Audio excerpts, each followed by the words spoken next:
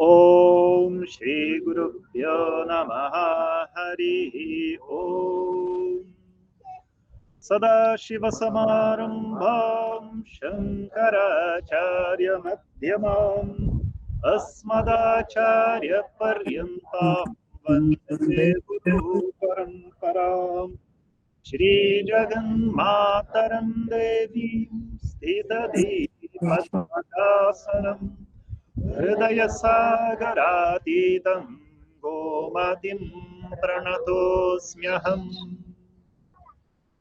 Om Sahana Bhavatu Sahanao Bhunaktu Sahaviryam Karavavahai Tejasvinavadhitamastu ma vidvishavahai Om Shanti Shanti Shanti.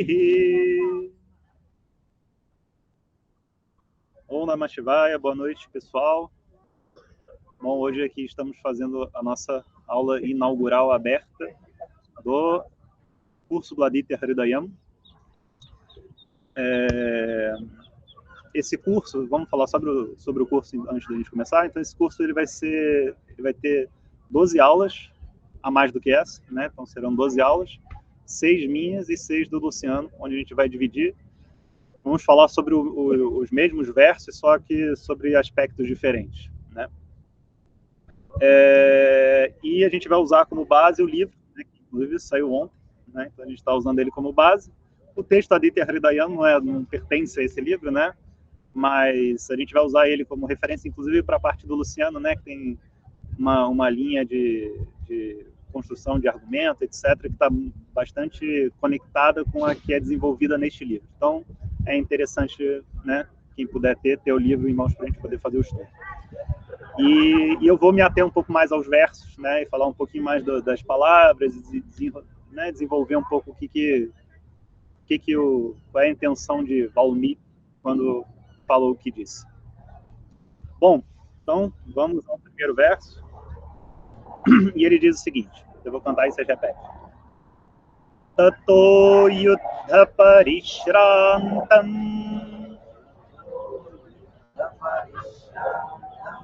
samare chintaya sthitam ravanam chagrato drishtva Yuddhaya samupasthitam.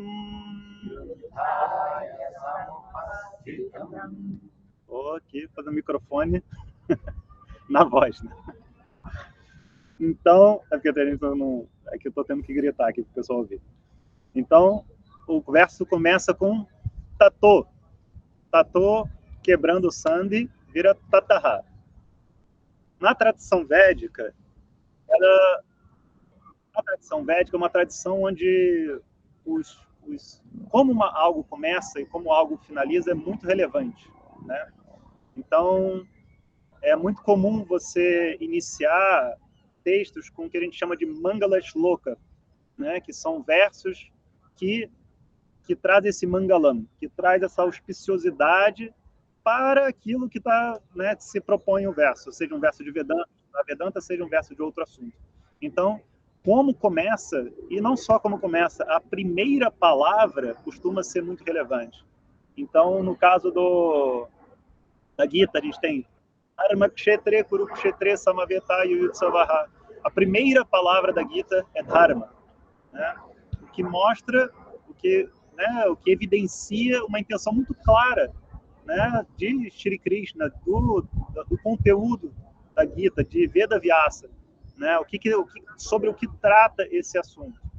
No Yoga Sutra, Atha Yoga Anushasanam, né, primeira palavra Atha, né, uma palavra que né, como se fosse um Om, é uma palavra que tem um poder, né, dentro ali da tradição muito forte.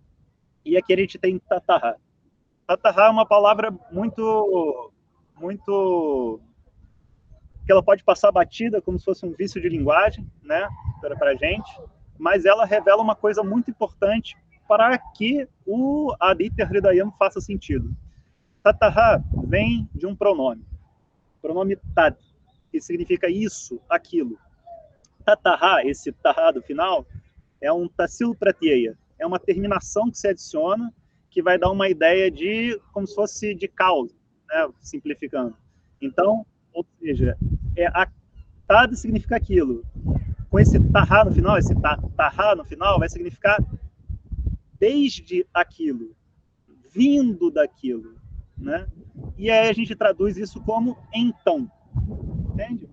Mas então é uma palavra ruim em português, porque então a gente fala alguma coisa, não sei o que lá, então não sei o que lá, sabe? A gente põe então no meio da, como se fossem umas vírgulas mal colocadas na frase, né? Sem o poder expressivo que um tataha implica, né? Então, tataha significa então, né? Ou seja, pressupondo algo que já ocorrera, o que faz muito sentido no nosso contexto, porque a gente está falando do Ramayana, do Aditya Hridayam. A Aditya Hridayam está no último capítulo, Yuddhakanda, no capítulo da batalha final entre Rama e Ravana. A gente já começa aqui o nosso curso falando do final da história, onde já iniciou o final da história e está prestes a dar errado. Essa é a situação onde a gente se encontra.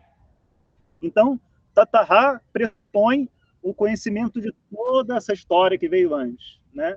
Que é a história de Shri Rama, mas que naturalmente, por ser um clássico, por ser um clássico, ser aquilo que comunica diretamente o nosso coração, é também a nossa história, né? A nossa história que está ali contada no Ramayana. Então, esse então que a gente, quando as pessoas perguntam, né? O Paulo estava com a gente aqui, ele falou assim, eu nunca te perguntei, mas como é que você começou nessa história? Aí você fala assim, então, senta que lá vem história, né? Porque você tem todo um caminho que se passa até chegar àquele momento onde finalmente a coisa faz sentido, ou finalmente você vê que não faz sentido, você se encontra nessa encruzilhada, para onde que eu vou, como é que eu faço, os meios que eu estou aplicando já não são mais eficientes para os fins que eu quero, né? Então o quê? Né? Então o quê? Esse então que gera esse impasse, esse nó no coração, né, que precisa ser soltado. Então, Tataha Yuddha Parishrantam Samare Chintayastitam. Então, Stitam, estagnado, né? Foi o que eu botei. Estagnado é uma boa palavra. Stita é aquilo que está parado, né? Que é aquilo que está permanecido, literalmente. Então, estagnado, parado, impotente, imóvel. Quem? Ramam. Está no segundo, verso 2, né? A palavra Ramam. Então, completamente impotente, não sabendo o que fazer. E ele diz a razão pela qual ele está stitam, ele está estagnado. Chintaya, por conta das... Como é que a gente fala? A professora Glória fala, como chama? Teia de aranha na cabeça, sabe? Aquela coisa que atazanando a nossa vida, aquilo que você... Hoje, acordei 3h30 da manhã, tem que subir a planilha para não sei aonde, não sei o que, Chintaya stitam. Não, eu estava Chintaya budam, estava acordado devido à preocupação. Mas ele estava Chintaya stitam. A vida não anda, né? Ravana não morre, eu não venço. E Ravana também não vence. O que é pior, porque se Ravana vencesse, estava tudo certo. Mas eu não venço, Ravana não vence e nada acontece. E ele se encontra ali, Stitam Chintaya, se preocupando como que vai dar fim a esse embate, né? Que define toda a história, que vai trazer de volta Citar, que vai trazer de volta a paz. Inclusive, a gente está Praça da Paz, né? Lugar auspicioso, né? Mangalasthali. Então, tá tudo bem aí, pessoal? Pessoal de casa. Então, Citar continua em Ashokavani, né? No harém Ravana, sendo tratada, né, de forma terrível, né? Ravana entra lá e ele fala assim, não, é só uma questão de tempo para que Sita se apaixone por mim. porque eu sou incrível, né? Não tem como não ser, eu sou o máximo, né? É só olhar para mim, é só questão de tempo. Você não viu? Eu fiz bigode, né? Os dentes de Mentex, aquela coisa assim, aquele pacote completo. Não tem como não se apaixonar por mim. E se tá falando assim, meu Deus do céu, o que eu tô fazendo aqui? Não tem chance, Rava. Você pode matar. Muito antes, né? Você vai fazer muitas coisas e eu não tenho como ficar com você. Não é minha vontade em primeiro lugar, mas também não é o meu dharma, né? Eu sou esposa de Rama e vice-versa, né? Então, não tem como, realmente não tem como. Se está nessa situação completamente insustentável, Rama no campo de batalha, a cada flecha que ele atira na cabeça, a cabeça é arrancada. Não me pergunte como uma flecha arranca uma cabeça, né?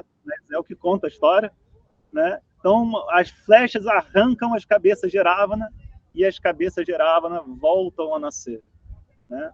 A gente pega o ego, encurrala ele, fala assim, agora eu sou uma pessoa que presto mais atenção para não ser muito egocêntrico. Aí agora eu sou a pessoa que presta atenção para não ser muito egocêntrico. Outra cabeça já nasceu. O ego está sempre dando um jeito de renascer. E o nosso plano parece nunca dar certo. Então, Tataha Yudha Parishrantam Samare Chintaya Sitam. E ele estava Stitam, e ele estava ali posicionado, Samare, na batalha, no campo de batalha. No campo de batalha. E estava Yudha Parishrantam. E essa parte daqui eu acho que talvez o Aditya Hridayam seja tão famoso só por causa dessa palavra, Yudha Parishrantam, né? Essas duas palavras, que é Shranta, né? Inclusive a palavra, se eu não me engano, vai dar ashrama, né? Que é a palavra que significa se esforçar, se cansar, exaurir-se, né? Então, Shranta é quem está cansado. Parishranta quer dizer que se você pegar como é que chama? O perímetro da pessoa, paria o perímetro, né? Se você pegar o perímetro da pessoa, não tem uma parte, né, de toda aquele conjunto ali que não esteja cansado, sabe? Sabe aquela sensação de tipo assim, não tem mais nada para dar. Eu estou completamente shranta, parishranta. É isso que ele quer dizer. E parishrantam yudam, na guerra, devido à batalha que nunca termina.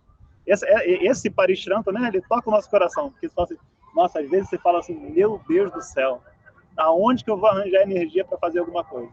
E assim estava Rama. Não só assim, como também Stitam, sem saber o que fazer. Ravanam Chagrataha Drishtva Yudhaya Samupastitam. Então, não só ele estava estagnado, como também Ravanam Chagrataha. Como também ele via Agrataha na sua frente, Ravana, que estava, né, Agrataha, que estava encarando ele, e Samupastitam, e ele estava se aproximando. Então, não só a solução, a situação era insolúvel, como também ficava aquele contador, sabe? Tipo show do milhão, já viram? Quando chega na pergunta de 1 milhão, tem tempo, né? O que piora muito a situação. Então, você tá desesperado, não sei o quê, e o cara contando. Aí você, meu Deus do céu. Aí você acabou comigo. Porque Ravana estava vindo, cada passo ele vindo, e eles absolutamente impotentes sem saber o que fazer, né? Então, Yudhaya Samupastitam, e vendo na sua frente, então, Ravana, que se aproximava para esse tal embate. Então, a tradução diz, Tato Yudha Parishrantam, então, pelo combate extenuado, Samare Chintayasitam, de receio na guerra estagnada. Ravanam Chagrato Drishtva, viu Ravana surgir-lhe à sua frente, Yudhaya Samupastitam, ao embate avançando-se iminente. Tem que ler com essa energia, né? Lê que nem Camões, assim, sabe? Em cima da caravela. Você lê, né? Desse modo. Então, esse daqui é o primeiro verso, né, que inaugura o nosso curso, Eu Aditya Hridayam. Ele é um verso muito importante, porque ele é um verso que vai mostrar a razão pela qual a gente está fazendo o que a gente está fazendo, né? E a razão principal aqui no caso é essa identificação com o Rama, né? Rama é um deus, é um deva, né? Rama é Vishnu, é um avatara, né? No entanto, a história de Rama, o Ramayana, né? O Ramodantam, a história, o caminho que Rama percorreu é um caminho de um ser humano. As dificuldades que Rama encontra no seu caminho são as dificuldades que a gente encontra, né? E não as dificuldades que um deva encontra.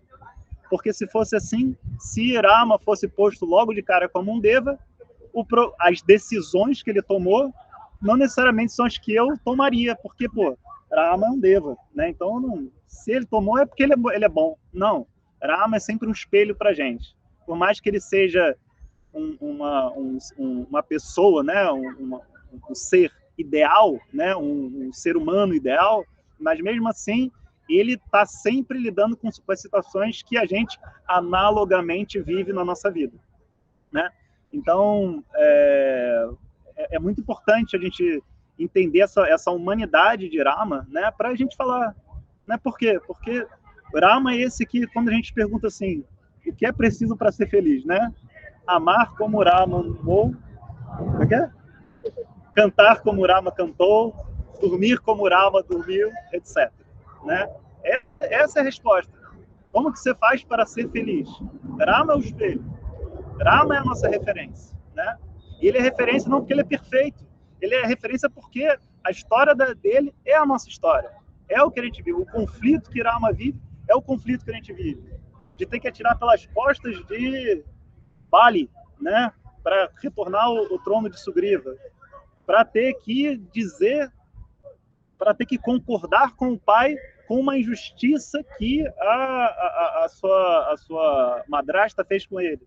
Mesmo sabendo que o que ela fez estava fora de lugar, ele sabendo o próprio lugar dentro do contexto todo, ele toma uma decisão que não é uma decisão, como é que chama? Popular, né? Rama é o mais querido, mas ele não toma as decisões porque ele é popular. Ele faz muita coisa, inclusive quando ele se propõe, ele se dispõe a sair de Ayodhya, ele sai com a galera revoltada, todo mundo vai atrás dele. Então, Rama é esse que serve de referencial para a gente, esse esse chamado para que a gente possa invocar dentro do nosso coração o Dharma, entender de maneira muito profunda, para além de qualquer religião, para além de qualquer certo e errado, o que é o meu Dharma em cada situação. Então, esse é o primeiro verso, deixo aqui vocês com ele, a gente ainda não entrou no assunto, né? Mas aí, a partir das aulas que vem, a gente começa a desenvolver, tá, beleza, mas como é que resolve esse problema? Om Namah Shivaya.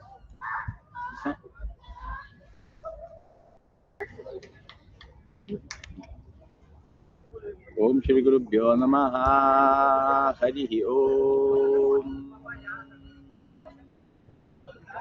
Tem um livro aí? E aí, pessoal de casa? Namaskara. Então, vamos começar esse curso Aditya Hridayam de um jeito novo. Novo porque a gente não fala sânscrito, a gente fala português, a gente está no Brasil. A nossa referência cultural é Chaves, novelas da Globo, filme de Hollywood. Alguns têm mais referências e melhores referências, né? Quem estudou mais literatura, filosofia, etc. Mas, em geral, a gente não tem o background cultural que o hindu tem, né? Obviamente que não. E mesmo o hindu inculto, ele cresce ouvindo história do vô, da avó, do tio, do sannyasi que passa na casa lá na vila e conta as histórias. Então, ele é nutrido. Ele é nutrido com imagens, símbolos, valores que a gente não foi nutrido exatamente com esse leite, né? A gente viu o banheiro do Gugu, né? A gente viu muitas coisas. Eu procurei escrever para as pessoas da minha geração, para alguém como eu. Eu falei, eu vou escrever para o Luciano entender. Foi isso que eu fiz. Mais alto. Hã? Mais alto. Mais alto. Tem que repetir tudo? Não. Deu para ouvir o que eu falei? Estão ouvindo em casa aí? Em casa tá. Que a gente está no meio de um jogo de futebol aqui. Então, o livro tem isso. O livro tem isso. Não se espantem quando vocês pegarem o livro e vocês verem certas referências que não são as referências tradicionais do hinduísmo. Porém, o Vedanta está lá certo, preciso. Eu garanto a vocês. Aqui eu quero falar um pouquinho sobre a introdução que a Glória Arieira pediu que a gente fizesse para esse livro, por causa o fato dele ser incomum, para não pegar mal a gente fazer uma coisa, para não parecer que a gente está fazendo da nossa cabeça, simplesmente desrespeitando a tradição ou qualquer coisa do tipo. Quando a gente faz uma obra qualquer, quando a gente escreve uma escritura qualquer, a gente tem que apresentar os 4 fatores, Anubandha Chatushtaya, 4 fatores que conectam a obra com a necessidade de uma pessoa ouvir aquela obra, ler aquela obra. Tem um adhikari, tem uma pessoa qualificada para quem o livro é escrito. Se não tiver um adhikari, não tem para que você escrever, né? Para quem que você vai escrever? Eu vou escrever o Aditya Hridayam. Já tem tradução do Aditya Hridayam, por que eu vou fazer outra? E a gente, assim, para mim,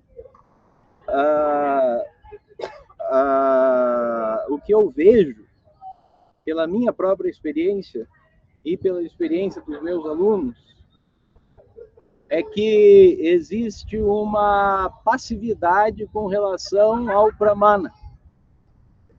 Pramana quer dizer Vedanta, o livro que revela.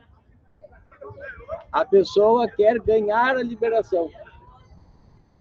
Ela quer sentir a liberação como um estado passivo que você ganha. Como no yoga, por exemplo, Shavasana. Você deita no chão e você recebe passivamente um estado que é bom, é agradável. E eu sinto que a gente, na nossa cultura, acabou achando que moksha, que a libertação, é um estado desse tipo passivo, que você sofre. Você vai sofrer a libertação sem nenhum esforço ativo seu. E isso é mentira. Mas por que isso não era falado tanto antigamente? Porque antigamente, para estudar Vedanta, o sujeito tinha que abandonar tudo. Ele tinha que abandonar família, fama, nome, dinheiro, diversão, para estudar Vedanta. Nisso estava implicado uma decisão ativa do sujeito, uma decisão existencial ativa, de que eu quero moksha e Vedanta vai me revelar moksha. E quando eu ouvir Vedanta e entender Vedanta, eu sou livre e ponto. Não interessa como eu me sinta. a gente está viciado num psicologismo. A gente acha que a libertação é um estado psicológico. Isso nunca foi achado por um hindu. As pessoas até se espantam quando veem vídeos de acharyas antigos, né? O Nisargadatta falando. Ele fumava, enrolava cigarro, era a profissão dele. E ele falava de um jeito, parecia que ele estava bravo, né? Você já viu, capitão? Ele não estava em paz, não era aquela coisa assim, né? Que a gente vê muito hoje em dia, uma certa encenação de paz. Eu estou num estado transcendental, sabe? Eu sou Brahma. Então, quando você é Brahma, você naturalmente você fala. Eu não falo alto, você fala em silêncio. E você põe pausa entre as palavras.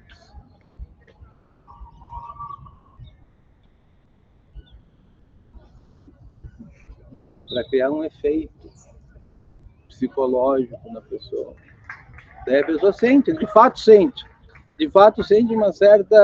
Ela é impactada por uma certa emoção, por um certo estado. E ela acha que isso é moksha, ela tem que se sentir assim. O dia inteiro. Nishta, jnana nishta. Jnana nishta é isso, você fica assim. Aí alguém pergunta alguma coisa para mim, Marcelo. Tudo bem? Tudo bem com você?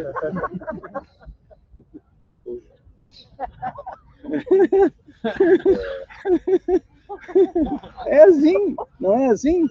Isso não tem nada a ver com moksha. Porque moksha não é um estado. O estado que você sente, ele não depende de você, é passivo. O estado, quer dizer, é um patos, é uma patologia do que você sente na sua cabeça, na sua emoção, no seu sangue. É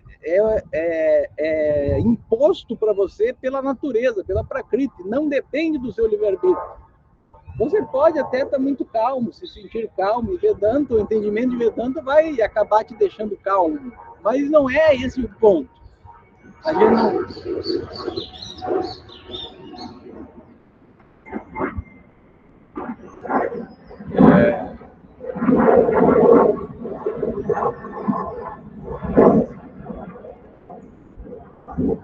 A gente não quer ficar calmo, a gente quer ser livre da mente. A gente quer ser livre do nascimento e da morte. A gente não quer um estado específico. É claro que você estudar Vedanta, fazer contemplação todo dia, você vai ganhar um estado específico. Mas se você quiser um estado específico, você está buscando algo errado. Porque o estado não depende de você. Aí você é um yogi só, você não é um Vedanti. Você é um yogi, é diferente. Você está preocupado muito com o seu prana, com o seu pensamento, com a estabilidade da sua mente. O que é importante? O Vedanta fala, você tem que fazer yoga, karma yoga. Você tem que ter uma paz. Mas moksha não é uma paz no sentido emocional, sentida. Você pode ficar irritado e você continua mukta. Se você tem o conhecimento claro de Vedanta, porque senão não faria sentido nenhum. E a gente no Ocidente, por uma questão materialista, psicologista, acabou entendendo moksha como um estado que você sofre. E aí as pessoas ficam esperando sofrer moksha. Eu estudo há 10 anos. Eu não tenho moksha. Por que não? Você estudou a Gita, estudei a Gita. Você estudou o Upanishad, algumas, estudei. Prakarana Granta, estudei. Mas não tenho moksha. Como que você não tem moksha?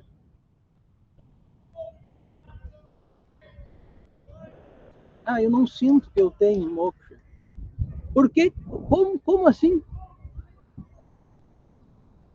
Eu olho para frente e eu vejo uma árvore na minha frente. Tem uma árvore na minha frente. A árvore está na minha frente, eu não tenho dúvida disso. Por que que eu não tenho dúvida disso? Por que eu não tenho dúvida de que há uma árvore na minha frente? Porque há uma árvore na minha frente? Não, não é por isso. Porque eu poderia pensar que eu estou alucinando e eu não sei se tem uma árvore na minha frente. Parece que tem algo na minha frente, mas eu não confio nos meus olhos. Eu não confio nos meus olhos, porque meus olhos, sei lá, me enganaram muito. Como Descartes disse nas meditações, pode ter um gênio maligno me enganando o tempo inteiro. Mesmo quando eu penso 2 mais 2 igual a 4, isso pode ser um erro. Se tiver um gênio maligno te enganando, isso tudo pode estar errado. Você não conhece nada. Se você pensar isso, os olhos não revelam a realidade. Você não conhece a realidade. O problema epistemológico da filosofia é esse. Como que a gente conhece a realidade? Como que a gente sabe que a gente está conhecendo a realidade numa alguma ilusão? Não, você não sabe. A não ser que você ativamente dê aos teus olhos o status de ser um meio válido de conhecimento e ponto final. Eu estou vendo uma árvore por quê? Porque eu estou vendo. Porque meus olhos estão revelando. Porque os olhos são um meio de conhecimento para as formas. A árvore é uma forma. E quando você dá, e naturalmente todo mundo dá desde nascença para os meios de conhecimento que tem consigo, que são os 5 órgãos de percepção, por natureza, por força de Maya, todo mundo dá aos órgãos de percepção o status de serem meio válidos de conhecimento, e aí você conhece o mundo sem nem perguntar.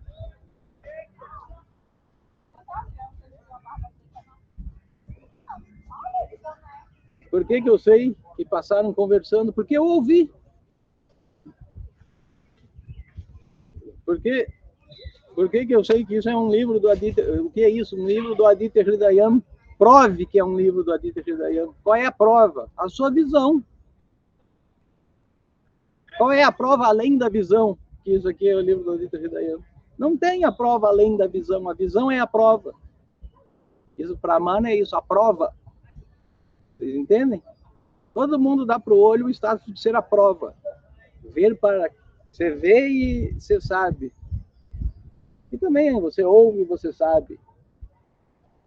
E o Veda fala para a gente, você tem que ter a mesma Shraddha que você tem nos meios de percepção que estão com você, que você nasceu com eles, para um meio de percepção externo, que é o Veda, um 6º Pramana. Se você não ativamente, por o seu querer e pela sua vontade, porque você quer, porque afinal de contas o que o Veda fala é maximamente benéfico para você, é o que você quer. Você quer ser livre de limitação.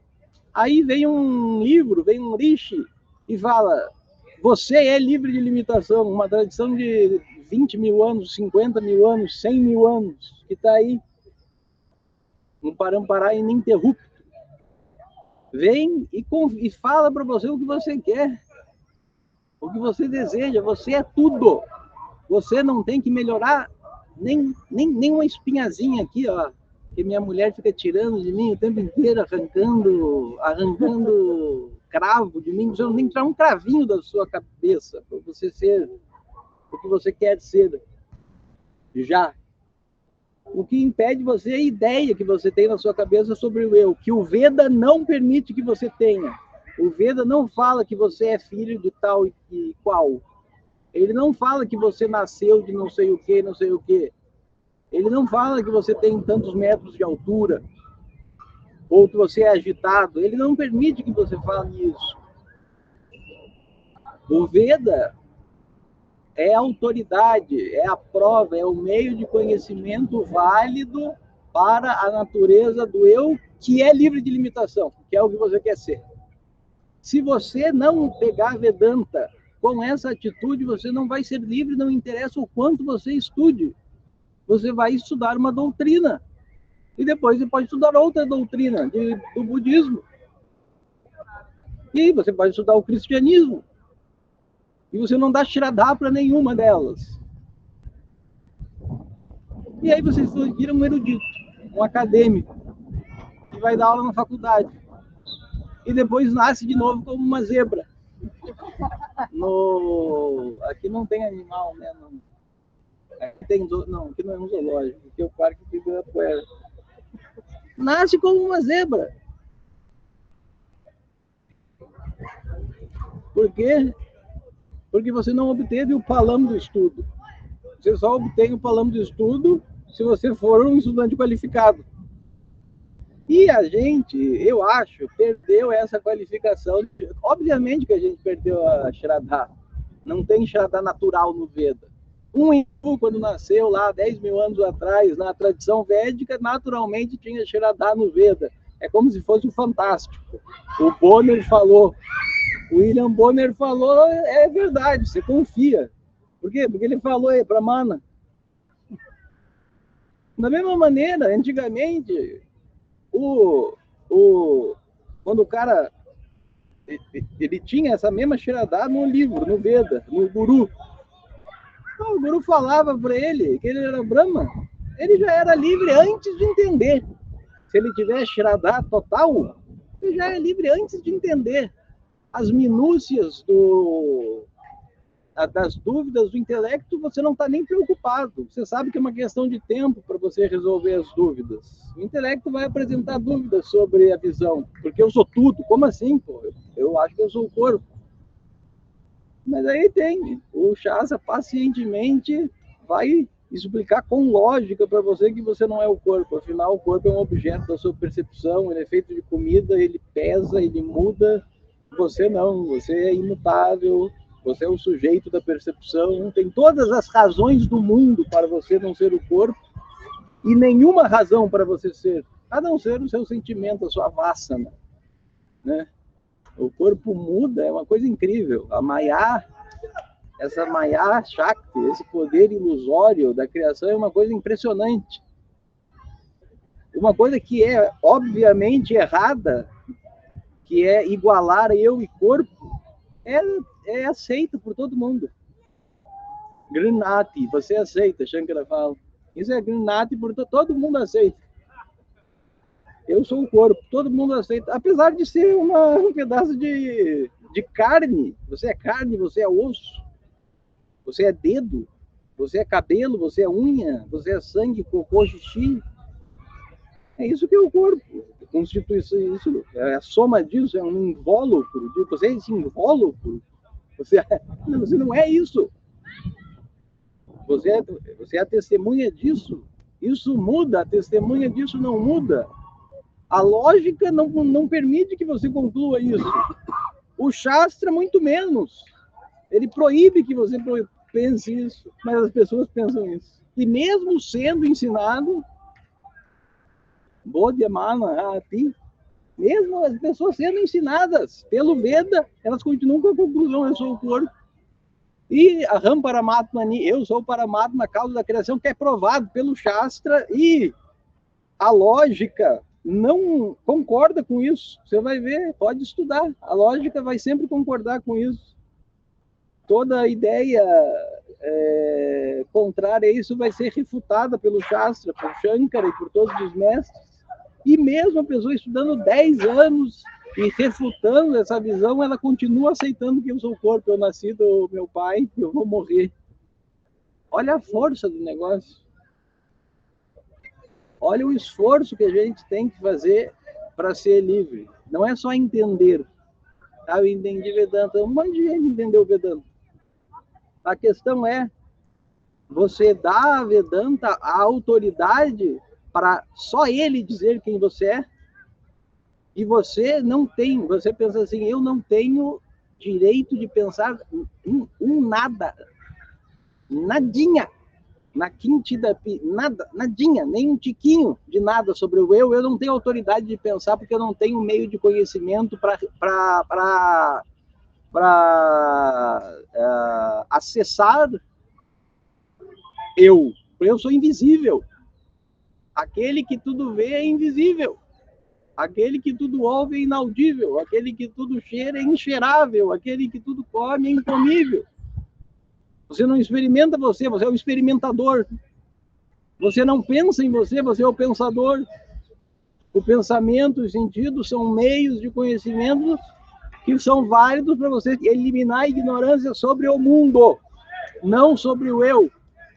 A pergunta é, existe um meio de conhecimento que elimina a ignorância sobre esse eu? Existe. O Shastra, existe Hridayam. Aí você tem que dar, ativamente você tem que falar, é isso aqui que revela. É uma atitude religiosa, de fanático religioso, se você quiser. Isso aqui revela para você quem você é, mais nada. Não adianta você pensar sozinho. Porque você não é o pensador. Como que você vai chegar a essa conclusão pensando? Você não tem que pensar. É uma intuição direta. As palavras de Vedanta, Sakshatkara, elas diretamente revelam, como o olho revela diretamente. Uma intuição não é um pensamento. Você, ainda mais você sendo auto-evidente, o Shastra, as palavras do Shastra só removem a ignorância. E quando você entende o Shastra, você tem que ficar com esse entendimento por força de vontade, por boa vontade. Você tem que ter a boa vontade de dar ao Shastra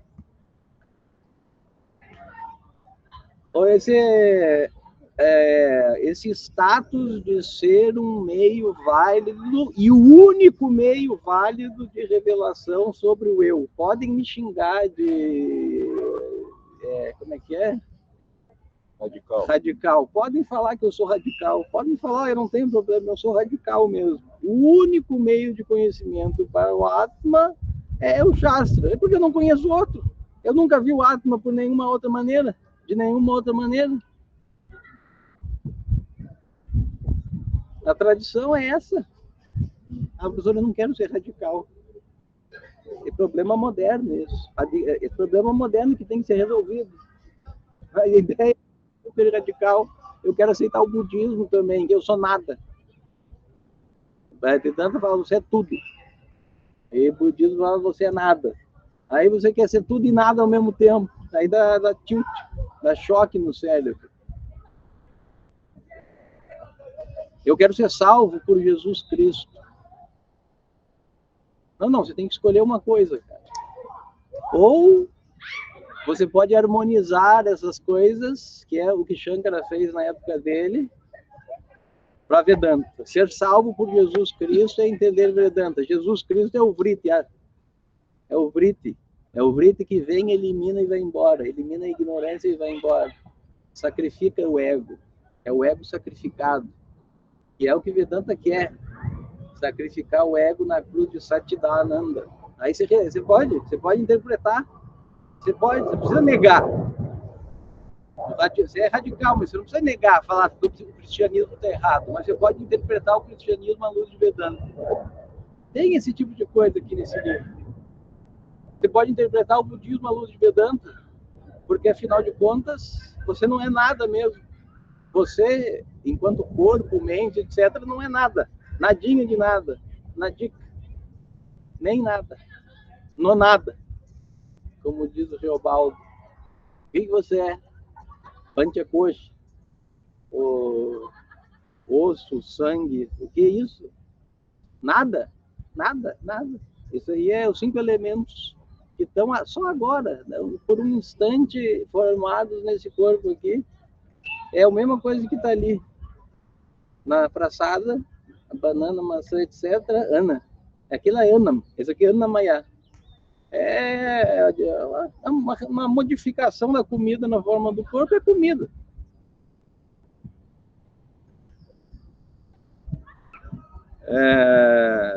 Então, o que é comida? O que é uma maçã? Né? Do ponto de vista da eternidade, que é o que a gente é. Você é eterno. Não é nada, uma maçã não é nada. Ela é mitiá, ela é completamente mitiá, não tem maçã, né? O que é um qualquer coisa, se você pegar, é mitiá. Mitiá significa não é nada. Não é nada. Mas o erro do budismo é que ele fala, ele está certo nisso. A árvore não é nada, a folha não é nada, o corpo não é nada, a mente não é nada, mas tem alguma coisa que é. Porque a cognição, asti, ela não vai embora nunca. Porque é você. Você. Esse você é como um nada. Tudo bem, é como um nada. Você pode falar. Porque não é alguma coisa. Você não é alguma coisa. Você não é alguma coisa pensável, nem pegável, nem falável. Não dá nem para falar sobre você. Dá para negar as suas ideias sobre você e deixar você livre delas. E isso é moksha. Mais nada. Então, eu me esforcei nesse livro aqui. Isso aqui é para ficar perto da boca? Para que serve isso? É um relógio. Hã? É para ver as horas. Moderno.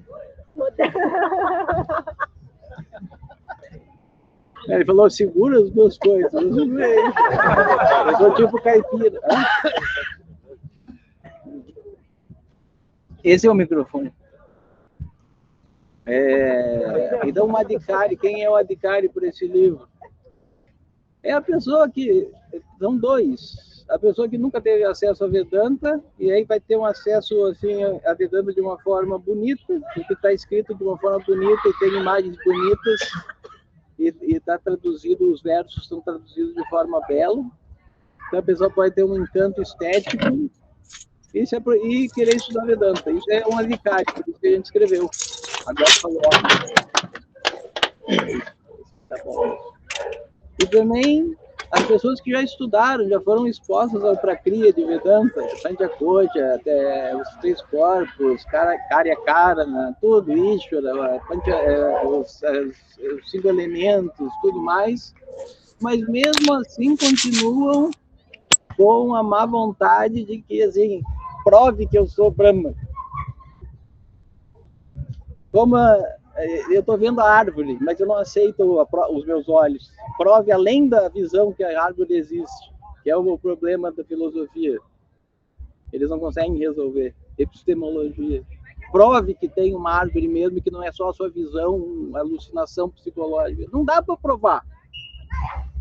Ou você aceita que... E a verdade é o seguinte, todo mundo aceita. Mesmo Descartes aceita.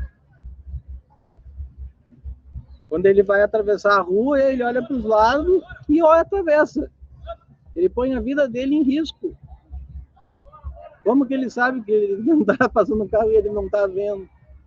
E vai atropelar ele. Todo mundo dá aos meios de conhecimento a validade que eles merecem, porque eles são meios de conhecimento válidos. A gente está vivo com 45 anos porque os olhos são meios válidos de conhecimento, senão eu estava morto, já teria sido atropelado várias vezes, já teria comido veneno, né?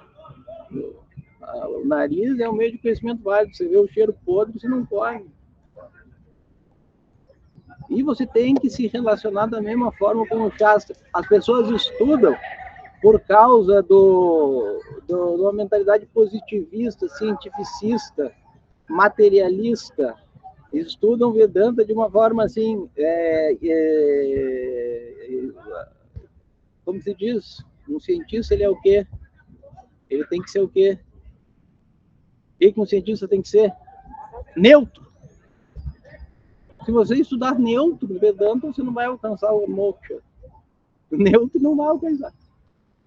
Você tem que falar, isso aqui é o meio de conhecimento. Aí ele te revela. Se você não entendeu, você pergunta para o seu mestre o que é.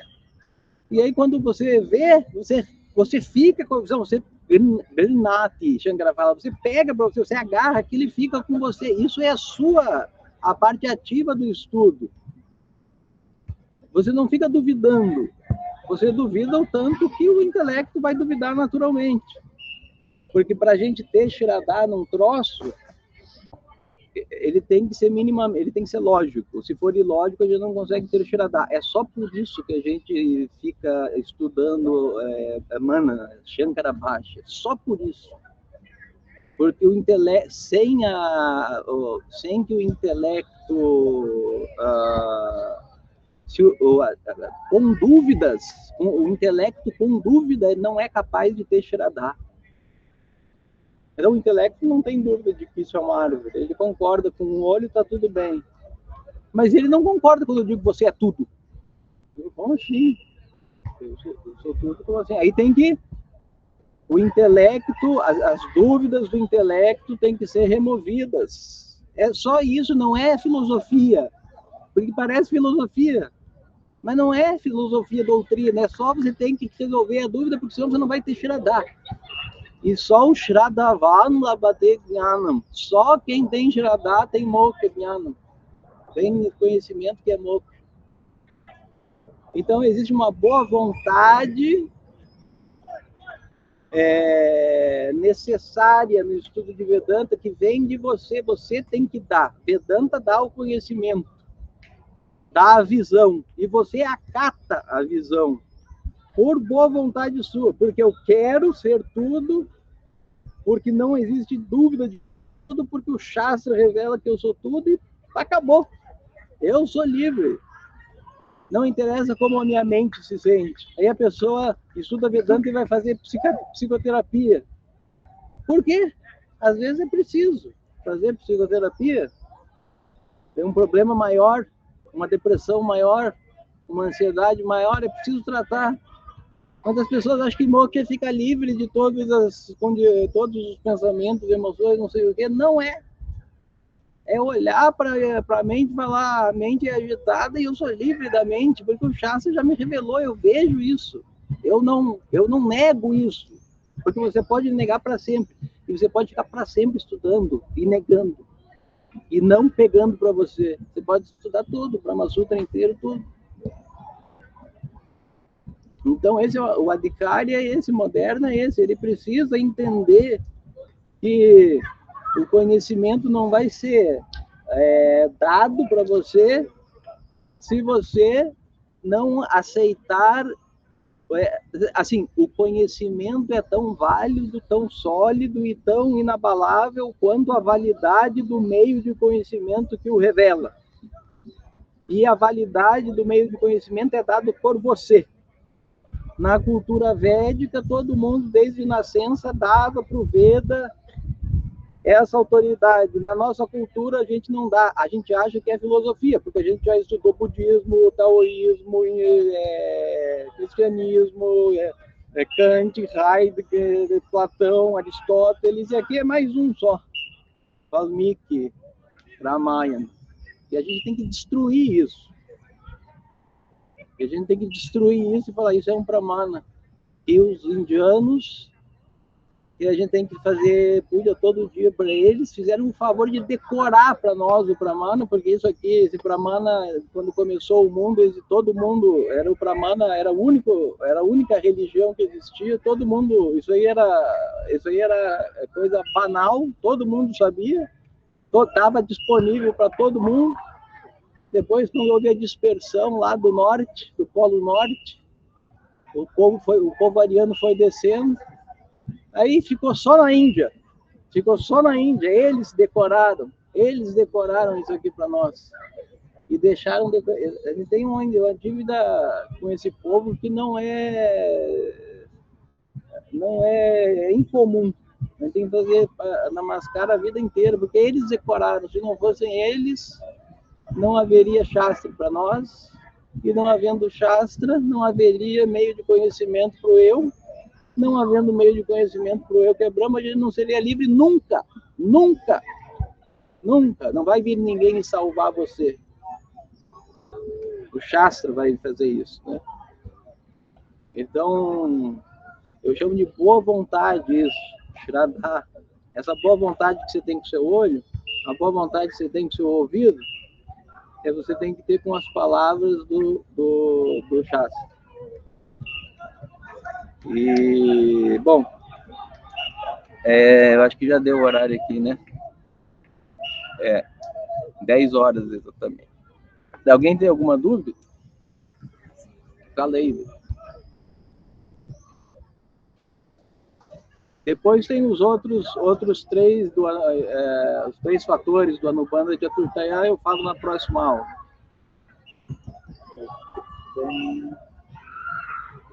Pede aí para a Selene que ele falar alguma coisa. Tenta isso. Alguém quer falar alguma coisa? Abre o microfone aí, só.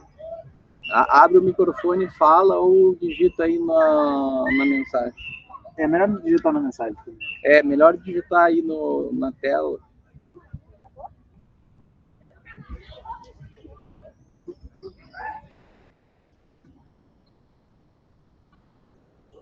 Sem muitas dúvidas, mas vontade de agradecer. Rama só mata Ravana por causa dessa disposição, dessa boa vontade, dessa Shraddha. Só por isso. A força, essa força de vontade. Eu quero ser livre, o Shastra diz que eu sou livre. Acabou. É a vontade de comer encontrando a comida. Será que isso é comida?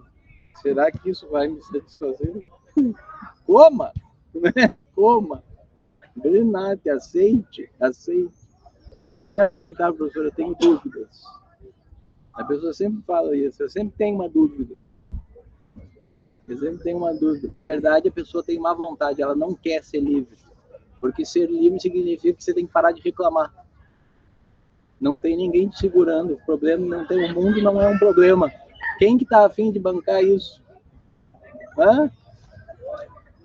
Aí você não pode reclamar de ninguém mais, nem de Deus, nem do mundo, nem das outras pessoas, porque você é livre. Agora, como você é? Não dá. É demais, porque o meu corpo é assim, a minha saúde, a situação do país, mas não sei o quê. A pessoa não quer. E daí ela fala, eu tenho uma dúvida. No começo não, no começo é dúvida real, mas chega uma hora que não é dúvida mais, é má vontade. Basta com essa má vontade. Aceitem o Shastra. É bom para vocês. Ele está falando, você é Brahma, Ananda. A felicidade. Tudo que você está vendo aqui é você, ó. Não tem nada aqui que não seja você, que nem no seu sonho. O que você quer? Tudo isso aqui é Miquia, vai desaparecer, só você é. O que mais que você quer? Então aceitem, né? É a coisa mais sensata a se fazer.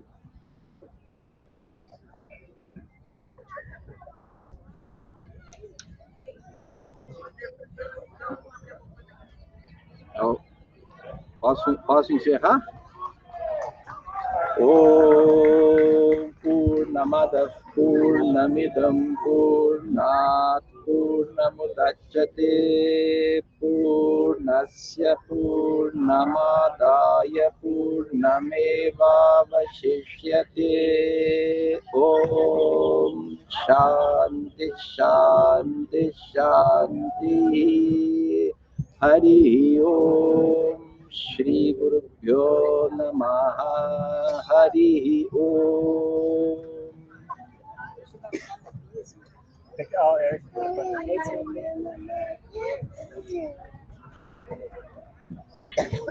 Tem a galera atrás de mim, né? Não, tá ligado. Pessoal, depois a aula vai subir para a plataforma, tá? Se alguém tiver com dúvida para acessar, pode mandar mensagem para mim ou para o Vitor. E aí a gente explica como entra. Se vocês quiserem entrar ainda, tem um link também disponível. Você pede para a gente ou para mim, para o Vitor, que a gente manda para vocês. Bom, qualquer dúvida pode chamar a gente no WhatsApp. Talvez hoje a gente demore um pouquinho para responder, mas até o final do dia a gente responde. E leiam pelo menos a introdução do livro para a próxima aula. Então, tá bom, pessoal. Bom, até mais.